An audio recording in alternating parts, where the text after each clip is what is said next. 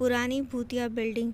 कहते थे इस बिल्डिंग में इंसानों की आत्माएं बसती हैं, इंसान नहीं। इसीलिए अगर कोई इंसान यहाँ पर जाता तो वो आत्माएं उसे मार देती हैं। इस भूतिया बिल्डिंग की कहानी सुनने से पहले इस चैनल को सब्सक्राइब ज़रूर कर लीजिएगा, क्योंकि इस चैनल पर आपकी पसंदीदा हॉरर स्टोरी मैं अक्सर लाती रहती हूँ। उस रात आनंद अपने ऑफिस से निकला था। आज उसे ऑफिस से निकलने में बहुत देर हो चुकी थी। साथ ही उसका एक दोस्त भी उसके साथ ही था। ये दोनों बाइक पर बैठकर जा रहे थे। यहाँ पर आनंद का जो दोस्त था वो उससे कहता है, यार वो शॉर्टकट वाला रास्ता ले ले, उससे जल्दी घर पहुँच जाएंगे। आनंद ने कहा, नहीं यार, उस रास्ते पर तो वो हॉन्टेड बिल्डिंग पड़ती है ना।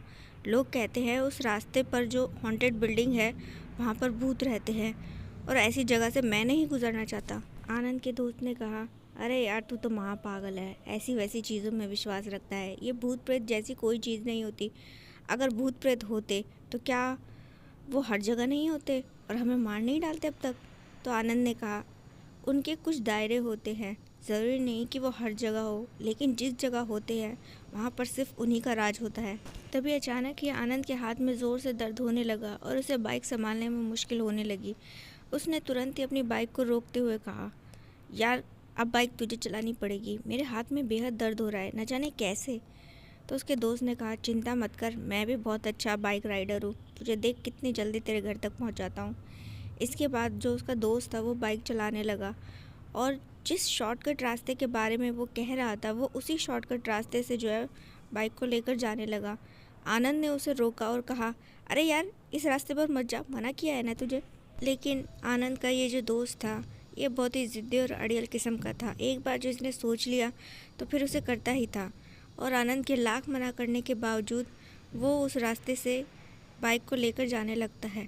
तभी वहाँ पर वो हॉन्टेड बिल्डिंग पड़ती है। उसे दूर से ही देखकर आनंद को कुछ घबराहट सी महसूस होने लगती है। तो आनंद का दोस्त कहता है, अरे यार अभी तो वो बिल्डिंग इतनी दूर है, तुझे अभी से ही डर लग रहा है, तू भी ना बस कितना ड्रामेबाज है। तभी जैसे ही वो उस बिल्डिंग के पास से गुजरे तो उन्हें उस बिल्डिंग में कुछ हलचल महसूस हुई। ऐसा लगता था जैसे कि कुछ लोग वहाँ पर भागा दौड़ी कर रहे हों। तो यहाँ पर आनंद का जो दोस्त था वो एकदम से अपनी बाइक रोक देता है। आनंद ने कहा, क्या हुआ, बाइक क्यों रोक दी, चल जल्दी लेके चल। तो उसके दोस्त ने कहा, अरे तूने देखा उस बिल्डिंग में कुछ लोग थे, पता नहीं किसी इंसान के पीछे भाग रहे थे, मुझे तो ऐसे ही लगा। आनंद ने कहा, वहाँ कुछ भी नहीं है, चल तू चुपचाप से यहाँ से लेके चल। लेकिन उसका जो दोस्त था वो मानता नहीं है और उसके दिमाग में आता है कि वहाँ पर चलकर देखना चाहिए। आनंद के लाख मना करने पर भी वो उस बिल्डिंग की ओर निकल पड़ता है। आनंद भी पीछे पीछे उसके चल देता है। यहाँ पर जब आनंद और उसका दोस्त दबे पाँव उस बिल्डिंग में दाखिल होते हैं तो इन्होंने देखा कि तीसरी मंजिल पर जो है कोई 2-4 आदमी थे और वो किसी लड़की को जान से मारकर उसकी लाश को एक दीवार में गाड़ रहे थे। ये सब नज़ारा देखकर इनका दिल दहल चुका था। आनंद ने कहा, यार ये तो सब यहाँ पे क्या हो रहा है, इस बेचारी लड़की को इन्होंने मार दिया और अब इसे दीवार में गाड़ रहे हैं, ये तो ठीक नहीं है। तो आनंद के दोस्त ने कहा, हमें तुरंत ही पुलिस को फ़ोन करना चाहिए, वही अब आकर यहाँ पर ये सब देखेगी। आनंद अपनी जेब से जैसे ही फ़ोन निकालता है वो अपने आप ही जो था बजने लगा। उस आवाज़ को सुनकर ये दोनों डर गए, सोचे कि अब उनका जो ध्यान है जो बदमाश है इन पर पड़ जाएगा। तभी ये जैसे ही घबरा कर देखते हैं सामने की ओर तो देखते हैं कि वहाँ पर तो कोई भी नहीं है। ये दोनों हैरान होकर यहाँ वहाँ उन्हें तलाशने लगते हैं, लेकिन वहाँ पर ना तो वो लड़की की लाश नज़र आती और ना ही वो 4 लोग नज़र आते जिसने उस लड़की को मारा था। ये दोनों हैरान होकर यहाँ वहाँ देख ही रहे थे, तभी इन्होंने देखा कि सामने की दीवार से अचानक से ही कुछ आवाज़ें सुनाई दे रही थी। ये जो दोनों थे ये उस दीवार को तोड़ते हैं किसी तरीके से, आसपास कोई औजार ढूंढकर, तो देखते हैं कि उस दीवार के अंदर से एक लाश बाहर निकलती है। अचानक से ही वो लाश जिंदा हो जाती है और उन दोनों का गला पकड़ लेती है। ये दोनों घबरा जाते हैं। यहाँ पर आनंद अपने दोस्त से कहता है, देखा तेरी वजह से हमारी जान आफत में आ गई है, अब ये भूतनी हमें नहीं छोड़ेगी, ये पूरी जगह हॉन्टेड है, अब क्या करें।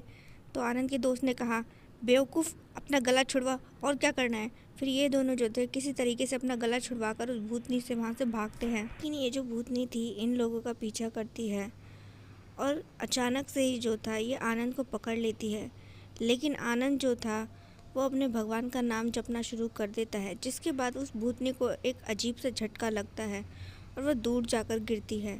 इसके बाद आनंद अपने दोस्त के साथ तुरंत ही जब उस बिल्डिंग से निकलता है तो वो भूतनी भी उनके पीछे पीछे आती है, लेकिन वो जो भूतनी थी उसका जो प्रकोप था सिर्फ उस बिल्डिंग में रहता था, वो उस बिल्डिंग के बाहर नहीं निकल सकती थी। इसीलिए ये दोनों उस रात जो है किसी तरीके से वहाँ से बचकर निकल जाते हैं।